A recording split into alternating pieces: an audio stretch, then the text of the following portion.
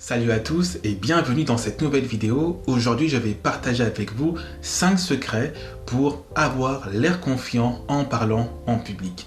Il s'agit ici de repenser la perception du stress qui peut réellement améliorer vos performances physiques et mentales. C'est peut-être plus facile de céder à vos peurs, mais vous accomplirez beaucoup plus de choses dans la vie avec un plus grand sentiment de fierté si vous allez au-delà. Et c'est ce qu'on va voir ensemble dans cette vidéo. Je m'appelle Cyril Delio, je suis un ancien bègue et coach de prise de parole en public.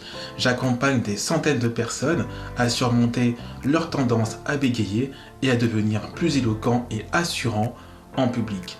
Si vous êtes nouveau sur cette chaîne YouTube, je vous invite à me rejoindre ici sur cette chaîne afin de rejoindre plusieurs centaines de personnes désireuses d'être plus éloquentes en public. Si vous avez des sueurs froides, ou même si vous sentez des papillons dans l'estomac lorsque vous songez à vous tenir debout devant les autres pour une présentation ou une interview, alors vous n'êtes pas le seul dans ce cas-là.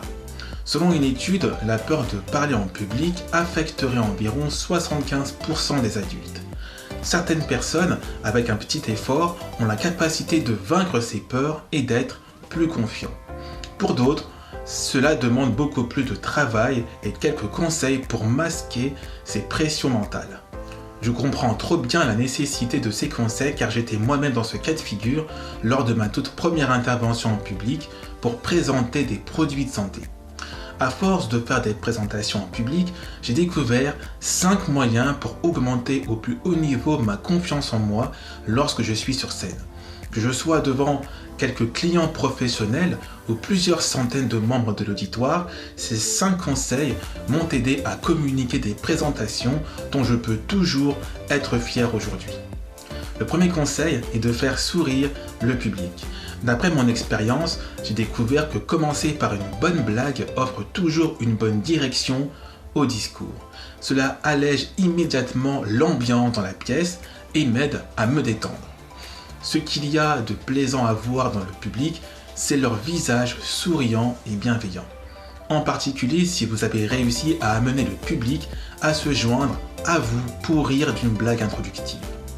Les éclats de rire permettent à vos participants de briser le mur qui les oblige à se voir comme très différents de vous. Le deuxième conseil, concentrez-vous sur les personnes qui hochent la tête. Lorsque vous sentez que vous ne vous connectez pas assez avec vos participants, cela peut être extrêmement éprouvant pour les nerfs. Et vos nerfs peuvent être pris à un autre niveau s'il y a des gens qui semblent complètement désintéressés. Vous pouvez regarder dans le public et trouver quelques personnes qui hochent la tête en même temps que vous racontez votre histoire ou vos points clés. Il y a un réel sentiment de réconfort quand quelqu'un est d'accord avec vous. Et plus vous vous concentrez sur ces personnes, plus vous paraissez confiant.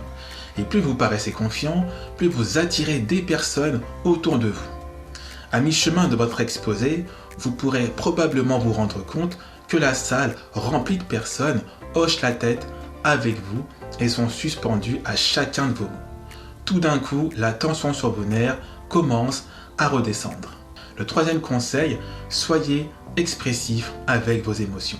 Quand j'ai commencé à parler en public à mes débuts, je regardais très souvent mes enregistrements de mes interventions passées et j'ai réalisé que je paraissais nerveux et légèrement stressé. Il arrive que peu importe ce que vous vous dites, pour calmer vos inquiétudes, que cela ne fonctionne tout simplement pas. Les angoisses ne sont pas toujours la chose la plus facile à calmer. Puis j'ai réalisé que j'étais simplement plus enclin aux tensions parce que c'était mes toutes premières interventions face à un public. Je paraissais souvent agité, mais j'ai découvert que je pouvais cacher ces angoisses en jouant sur mes émotions, en me plongeant vraiment dans l'excitation de mon histoire ou en essayant sincèrement de ressentir la déception que j'avais eue. J'étais capable de masquer la nervosité. Il est beaucoup plus facile de cacher une émotion avec une autre émotion que de cacher une émotion en la supprimant. Le quatrième conseil, pratiquez, pratiquez et pratiquez. Il y a beaucoup de gens qui croient que parler en public est une chose pour laquelle vous êtes doué ou alors que c'est inné.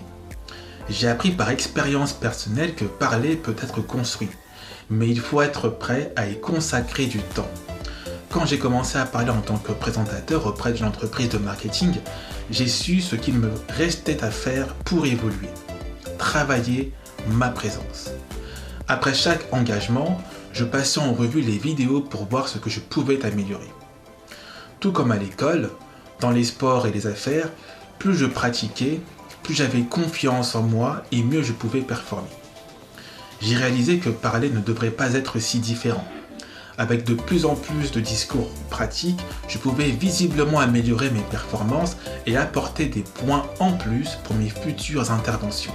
Ainsi que vous ayez peur de parler en public ou que vous souhaitiez simplement avoir plus de confiance en vous, les sueurs froides et les papillons dans l'estomac feront bientôt partie du passé si vous investissez du temps sur vous et vos compétences.